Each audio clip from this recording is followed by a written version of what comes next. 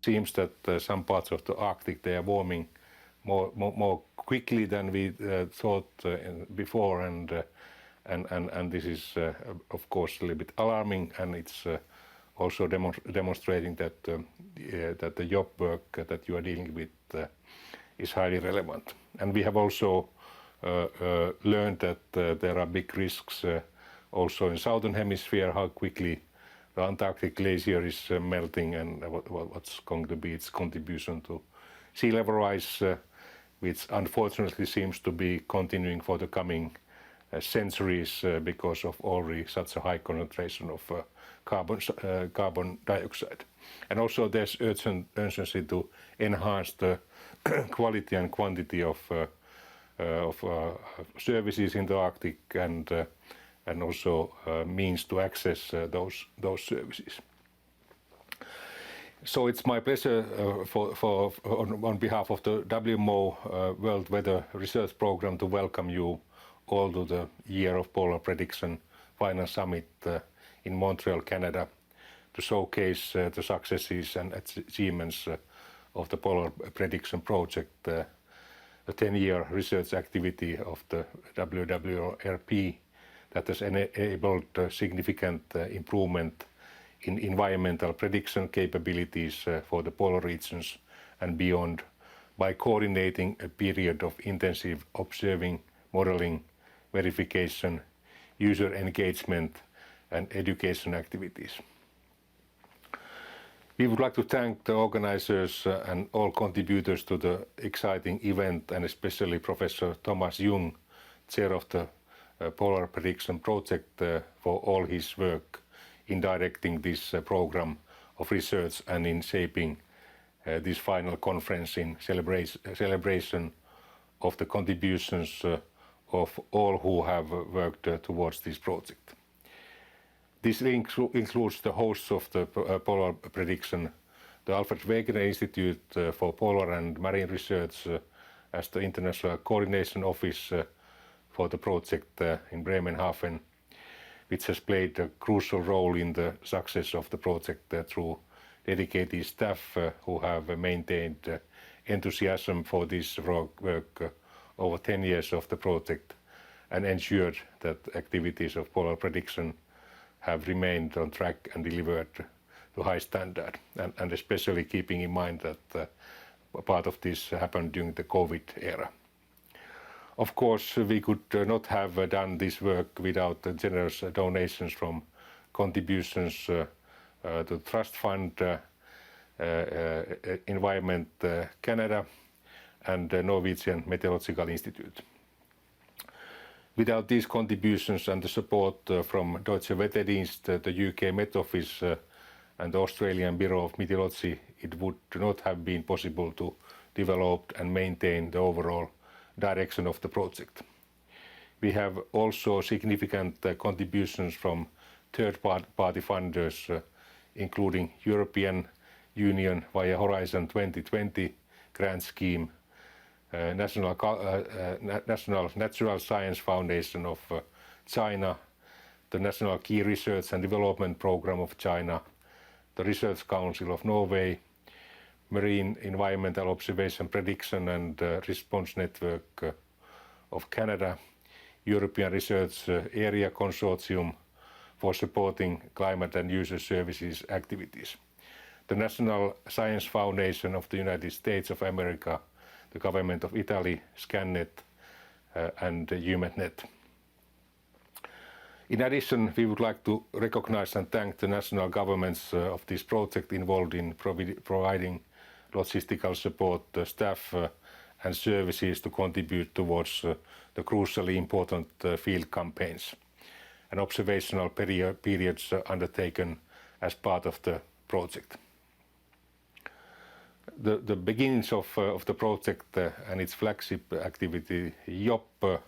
are traced back over a 20-year period when the awareness of the implication of the anthropogenic climate change was raised through the exacerbation of the environmental changes in polar regions. This has included changes such as decreasing sea ice cover and the diminishing snow cover, which has raised concerns amongst many stakeholders of the changes occurring in both the Arctic and Antarctic. Because of these trends, increased human activity in the poles, such as shipping, fisheries, tourism, and increasing governmental and socio-economic interest require new and better weather forecasts and climate services to support decision making. This, of course, includes supports to indigenous communities and livelihoods and consideration of traditional knowledge in the decision-making processes. The poles also influence weather and climate conditions in lower latitudes where hundreds of millions of people live. We say that what happens in the Arctic doesn't stay in the Arctic, and some of these unusual weather patterns, stagnant high pressure systems and same tracks of low pressure systems has been partly caused by changes in the Arctic. Warming Arctic air masses and declining sea ice are believed to affect the ocean circulation and the jet stream, and are potentially linked to extreme phenomena such as cold spells, heat waves, droughts in the northern hemisphere. The third International Polar Year, 2007-2008, accelerated benefits of forecast applications in polar regions and included key WWRP activities such as the TORPEX program. The legacy of TORPEX led directly into establishment of the WMO Polar Prediction project to support the international coordination of polar prediction research activities to allow significant improvement in capabilities for the polar regions and beyond. The WMO Congress and Secretariat's interest in polar research remains high in the priorities of the organization, and we are committed to continuing the contributions towards the predictions of weather, climate and environmental changes at the poles into the future, which are crucial for sustainable development and especially climate change adaptation, both at the poles and globally. Coordinating research that is a truly global endeavor, which no single country can undertake alone, benefits greatly from a high-level, internationally driven research and innovation program coordinated through the WMO.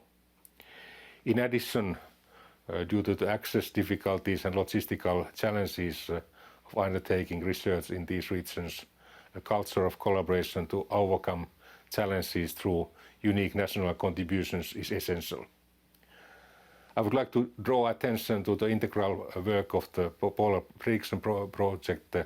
Social and Economic Research Applications Task Team, which has developed social science expertise and operational know-how in relation to use the polar forecasts for communication and use in the last mile. This work has focused on the need for and use of environmental information by a diverse range of stakeholders in the polar regions, which has bridged the research, operational and user communities across the seamless forecast value cycle. The PPP-SERA task team has complemented the observations and modeling efforts of YOPP and has improved the understanding of user and provider needs, perspectives, values and behavior. The successes of PPP and YOPP is also attributed to its major outreach activities and events, including the use of social media, raising awareness of the scientific and operational constraints in the polar regions, and bringing the Arctic and Antarctic closer to the interest of many institutions and the general public. The strategic approach of the project to publish widely to maximize outreach and impact has also been key to its success, with the number of peer-reviewed publications as a direct output of the project totaling an outstanding 237. Congratulations. This final period of Polar Prediction project throughout 20 to 22 has seen remarkable advances in polar research spurred by the activities connected to the year of polar prediction, despite of the global pandemic. The pioneering multidisciplinary drifting observatory for the study of Arctic climate expedition in 2020 has advanced the understanding of coupled climate processes in the Central Arctic for more accurate data integration into regional and global climate models, ultimately making our models more robust and reliable. And the YOPP data portal is a vital legacy outcome for the project, which provides metadata and links to respective datasets generated during the year of polar prediction. The next stage for polar research following from and developing the science of model improvements and increased observations will include applications and decision-making information where these scientific advances can better anticipate and predict weather, future polar climates and their impacts on the wider environment and human activity. Over the past 10 years, the Polar Prediction project and its leadership have delivered a high-caliber research project that has made bounds in science of polar prediction, including understanding the impact of sea ice decline on mid-latitude extreme events and production of the year of polar prediction dataset, which supports model forecast evaluation, predictability studies and model error analysis over polar areas, which are strongly affected by climate change.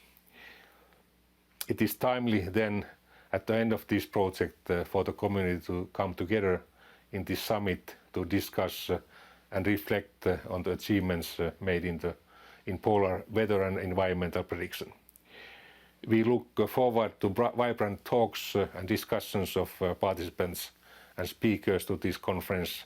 and in reflecting on how this might shape the future of polar research. Once again, I would like to thank all contributors to the Polar Prediction project and this year of Polar Prediction Final Summit through their hard work and enthusiasm in progressing the science and the communications of polar forecasting. I hope that this event provides clear evidence of the continued need for enhanced polar observations, numerical modeling and prediction, and systems and services for polar communities to ultimately mitigate the impacts of severe weather and protect the polar communities. From WMO and World Weather Research Program, we wish you a pleasant and fruitful summit. Thank you.